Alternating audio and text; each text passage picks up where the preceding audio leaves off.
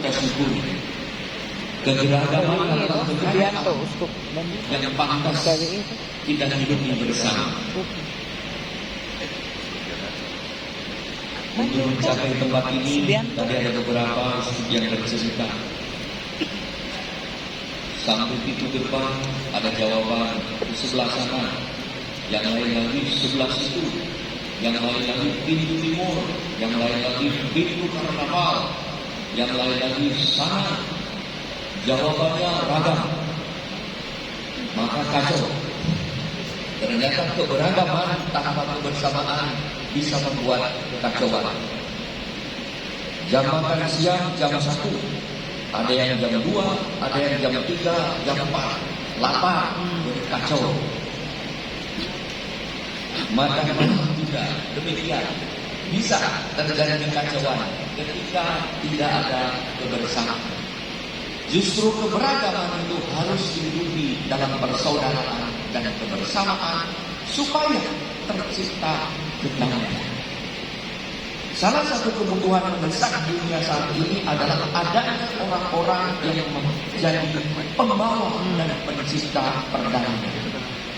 Baik dalam keluarga, tempat kerja, gereja, serta dalam kehidupan bertetangga, bermasyarakat atau bernegara. Kedamaian bisa segera sirna saat adanya pemaksaan kepentingan dan keserakahan kelompok orang tertentu, di mana pun yang mengabaikan hak orang lain, terutama mereka yang miskin, terpinggirkan, serta lemah dan tak berdaya. Jangankan dalam masyarakat dan tatanan negara kita yang luas dengan budaya yang beraneka ragam, kedamaian di dalam keluarga, saudara, dan dalam komunitas segereja pun bisa pecah saat kita tak lagi mengutamakan kepentingan bersama dan kesejahteraan umum. Orang maunya sendiri, tak mendengarkan orang lain, tak peduli pada kebutuhan sesama, serta lupa pada kesejahteraan umum.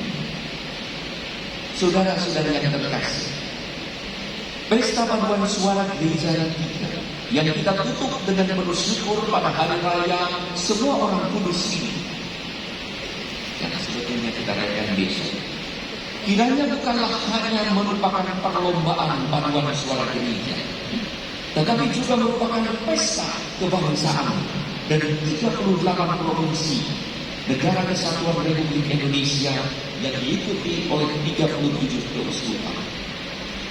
Melalui tema kebersamaan dan keberagaman, kita semua berkomitmen untuk menjadi pencipta dan pembawa perdamaian dimanapun sebagai anak-anak Allah yang berjalan menuju kekudusan.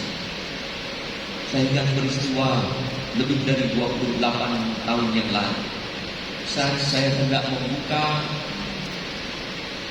retret suatu sekolah menengah dengan ibadah pembukaan. Saya mendekati anak-anak di kampung ramai sekali. Saya bertanya kepada guru pembimbing, Pak, kita akan mulai dia. Tapi lama.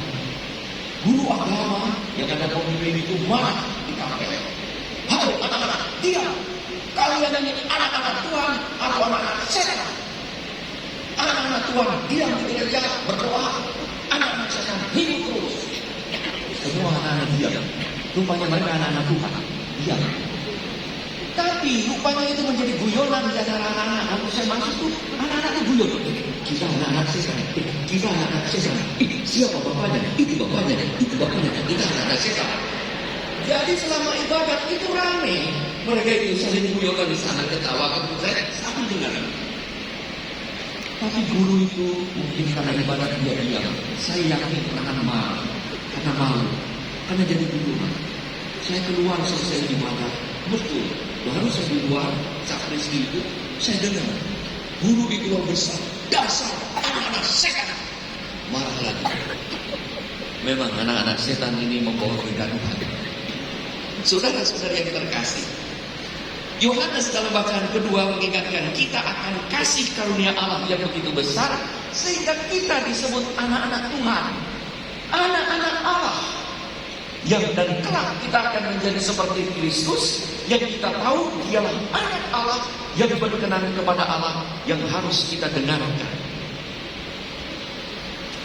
Dan anak-anak Allah yang dikisahkan itu adalah yang kita dengar dalam bacaan pertama, kumpulan orang-orang kudus. Kita disebut anak-anak Allah kalau kita menjadi pembawa damai. Maka salah satu bukti sabda bahagia hari ini adalah berbahagialah orang yang membawa damai, karena mereka akan disebut anak-anak Allah. Pembawa damai bukanlah sekedar penggembira di atas panggung yang membuat suasana senang, tetapi terlebih pembawa kebaikan dan kebenaran yang lahir dari kehidupan kudus yang dekat dengan Tuhan. Pembawa damai adalah mereka yang memberi ketenangan sejati, karena orang memilih hidup seperti yang ditunjukkan oleh Tuhan.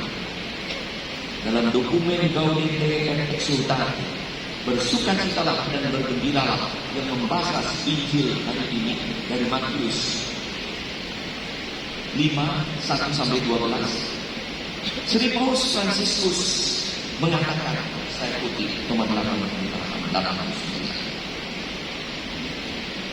para pembawa damai sungguh menjadi sumber perdamaian, membawa perdamaian dan persahabatan sosial. Kepada mereka yang menabuh perdamaian, Yesus memberitakan ini dan yang indah. Mereka akan disebut anak-anak Allah. Ia meminta agar para muridnya ketika tiba di sebuah rumah, mereka hendaknya mengatakan, damai bagi rumah ini. Sabda Allah mendorong setiap umat beriman untuk mengupayakan perdamaian bersama-sama dengan mereka yang berseru kepada Tuhan dengan hati murni. Sebab buah kebenaran ditaburkan dalam damai untuk mereka yang mengadakan damai. Dan jika kadang-kadang dalam komunitas kita ragu apa yang sebaiknya kita lakukan, marilah kita mengejar apa yang membawa damai sejahtera. Sebab kesatuan itu lebih utama daripada perselisihan. Tidaklah mudah untuk mengupayakan perdamaian Injil yang tidak menyingkirkan seorang pun, namun merangkulnya. Pun mereka yang agak aneh, bermasalah ataupun sulit, mereka yang meminta perhatian, mereka yang berbeda, mereka yang terhempas dalam kehidupan atau memiliki maksud-maksud lain. Kita perlu menjadi pengrajin perdamaian, sebab membangun perdamaian merupakan suatu seni yang membutuhkan ketulusan, kreativitas, kepekaan, dan keterampilan. Bapak Suci mengajar kita untuk menjadi penabur perdamaian di sekitar kita, yang adalah jalan ketulusan sebagaimana yang dihidupi oleh para kudus yang kita rayakan hari ini. Saudara-saudara yang terkasih, setelah berlatih di tempat masing-masing untuk menampilkan paduan suara terbaik yang diperkaya budaya masing-masing, kita berkumpul dan berinteraksi beberapa hari merayakan kebersamaan dalam keberagaman. Kini kita siap diutus menjadi pembawa damai ke tempat kita masing-masing. Ada yang menang, ada yang kalah. Semuanya telah berjasa, berpartisipasi membangun persaudaraan kita, kebersamaan di dalam keberagaman yang jauh lebih bernilai daripada sebuah piala dan penghargaan. Tentu penghargaan juga berguna dan membuat kita bangga hingga semua orang kita berlomba untuk menang. Piala dan penghargaan tidak membuat kita kudus. Medali dan pengakuan tidak membuat kita langsung menjadi anak-anak Allah. Komitmen menjadi pembawa damai, pembawa berita sukacita itulah yang membuat kita menjadi anak-anak Allah. Mari kita mulai dengan menyebarkan kabar baik, tidak menyebarkan gosip yang mudah merusak perdamaian seperti kata Sri Paus Fransiskus. Dunia gosip yang dibentuk oleh orang-orang yang suka mengeritik dan merusak tidaklah membawa kedamaian. Orang-orang tersebut sungguh musuh perdamaian dan sama sekali tidak berbahagia. Mari saudara-saudara, kita membawa pesan perdamaian Sumpah Pemuda, di mana momen pembukaan Pesparan dibuka pada hari Sumpah Pemuda.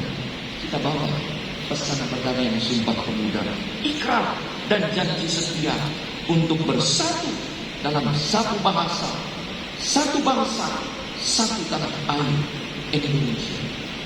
Terutama saat kita hendak merayakan pesta demokrasi pemilu 2024. Jadilah pembawa damai, karena itu adalah anak-anak Tuhan. Anak-anak lain tidak membawa kedamaian, tapi kerusuhan dan ketidaktenangan. Maka mari kita tunjukkan identitas kita sebagai anak-anak Allah dengan cara membawa damai. Mari kita menjadi pembawa damai, maka kita sungguh disebut anak-anak Allah, saksi kebersamaan dalam keberagaman demi kesejahteraan bersama. Semoga melalui Pesparan 3 nama Tuhan sungguh dimuliakan. Amin. Banyak orang mengalami berkat, dan kita yang hadir secara langsung mendapat karunia Allah ini menjadi para pembawa damai sejahtera dimanapun dan kepada siapapun kita berjumpa.